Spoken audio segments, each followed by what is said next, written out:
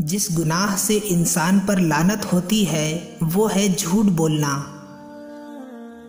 जिस गुनाह से दुनिया ही में पकड़ होती है वो है किसी पर जुल्म करना। जिस गुनाह से रिज़्क़ तंग हो जाता है वो है ज़िना करना। जिस गुनाह पर पर्दा फाश हो जाता है वो है नशा करना। जिस गुनाह से पूरी इंसानियत तबाह हो जाती है वो है कत्ल करना। जिस गुनाह से नेमतें छिन जाती हैं वो है तकब्बुर करना।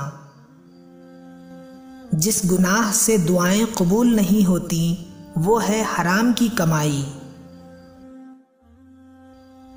जिस गुनाह से रब नाराज हो जाता है वो है बाप की नाफरमानी।